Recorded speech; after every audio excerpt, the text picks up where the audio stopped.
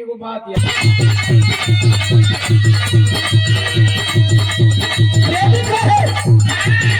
हर मिल खातिर हमारा के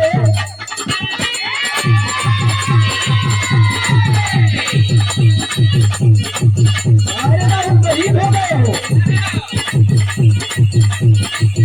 मिल खातिर हमारा के जब तुम लड़ेली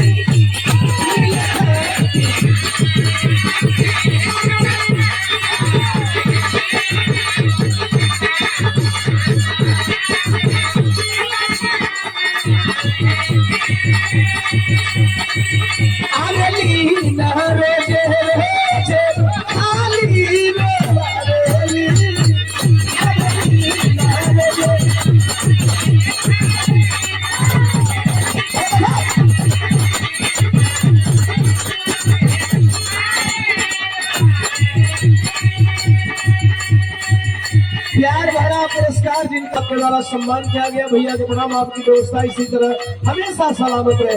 हर कलाकारों को छोटा से लेकर के बड़ा कोई भी हो प्यार दुलार सबको बराबर मिलना चाहिए, क्योंकि आपको दोनों टीम के लिए बुलाया जाता है, चाहे हम हो चाहे बिहारी भी हो। कौन कौन सा प्रणाम बुलाई आए हुए तमाम साथियों को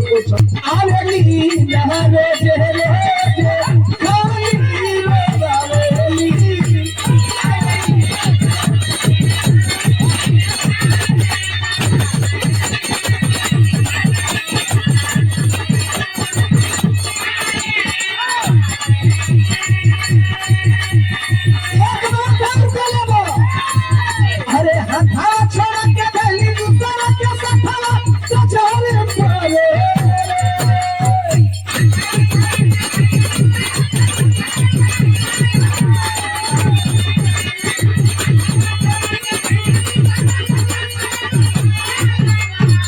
अरे हथा छोड़ के दली दूसरा के सफला तो चले पाए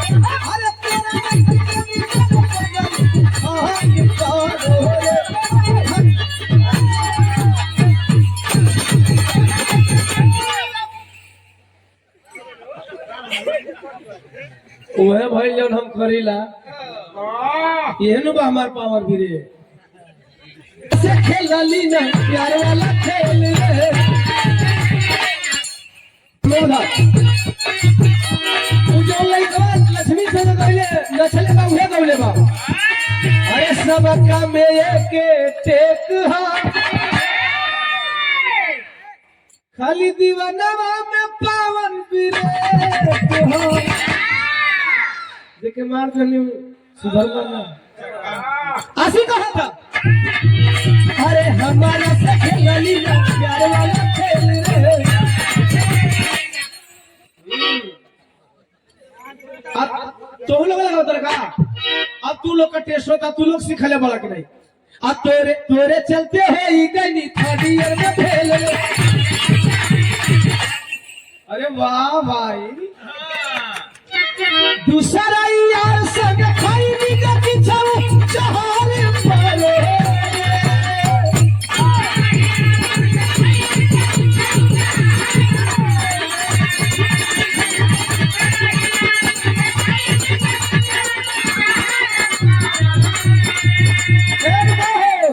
भाई लोग का फरमाइश है ज्यादा लंबा धुन लगे अरे बनावत नहीं खाई भी केकर बनल हाथ उठा के बतावा लो सबे चाहत लगे कि जीवन हो तो आज तेज बहादुर भैया की मन बात तोहरो मन हो सकेला गार्जियन मन बा कि नहीं आज बनाओ तो खैनी हो जा सबका मन बा अल्लाह लो ना मौए में गर्दा बढ़वे बताया तनी रउआ लोगन का प्यार दुलार हमारे पहली वाली आईडी पे बहुत आईटी सेल वालों ने जबरदस्त हंगामा मचा रखा है। दूसरी आईडी मैंने बनाया है सबसे ज्यादा मऊ के फॉलोअर्स है। मैं बता बहुत लोग जाने की मऊ के हैं अरे हम बहुत लोग के जना दिली की मऊ के लोग हम के थोड़ी अच्छा अच्छा हमारे घराने से हम लोग के गार्जियन अच्छे लाल शास्त्री जी बाबा सुंदर माला और बहुत सारे रुपया देकर के हमारे गार्जियन सम्मान के चिन्हों में पड़ा। अरे 2 चुनौतियां का भय यह डायलॉग हम कहानी सुना था। अरे बनावत लिखाई दी अरे बेहर नाम सुनौती देले अरे बेहर सुनौती देले भइले बात चली बनावत लिखाई दी सुनत खरदा हो बनावत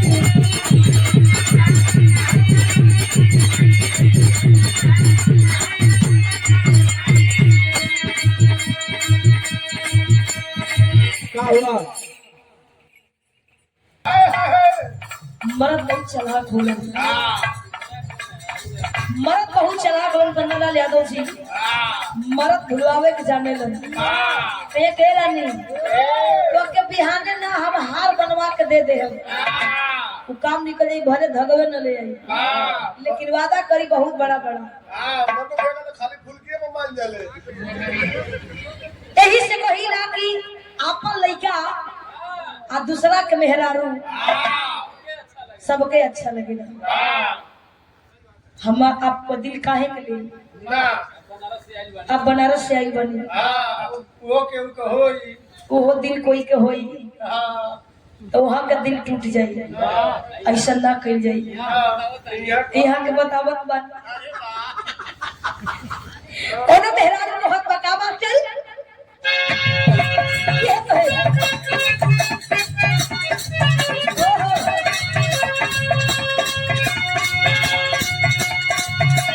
पूरा लगवला जोर हो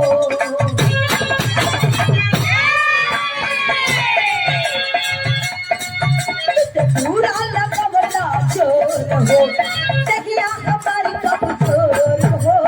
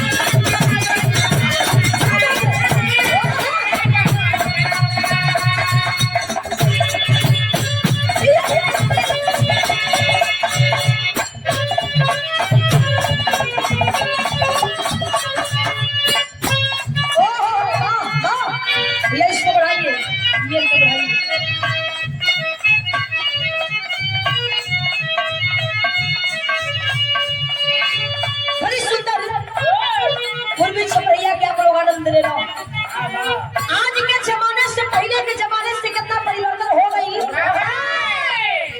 हमारे पुरनिया दादा चाचा लोग आप लोग बैठल बानी बिहार के पति पारखी बानी जा कहीं कहीं सच्चाई है कि महाभारत गा देला के बाद लोग कहे कि नहीं महाभारत फिर ना हुई।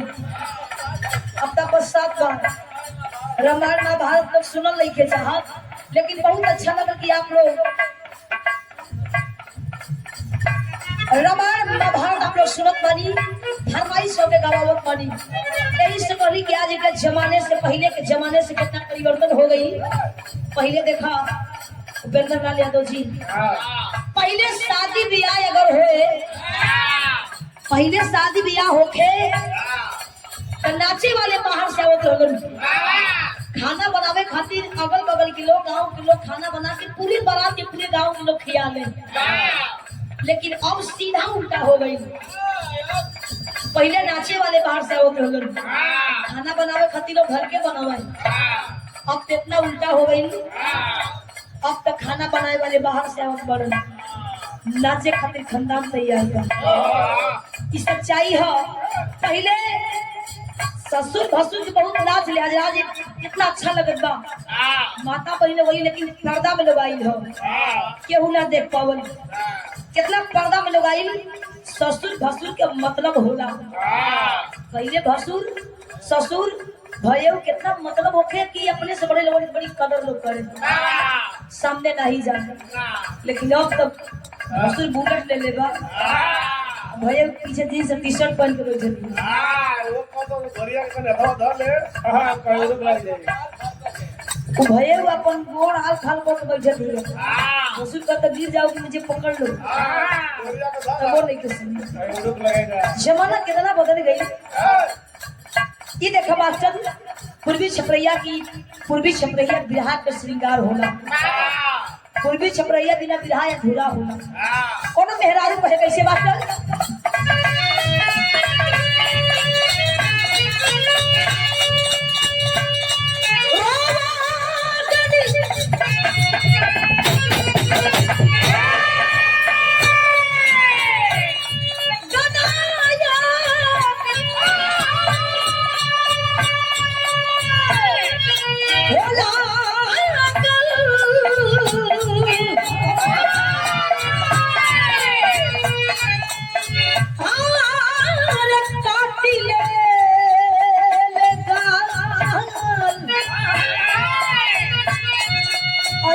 हो सहरियो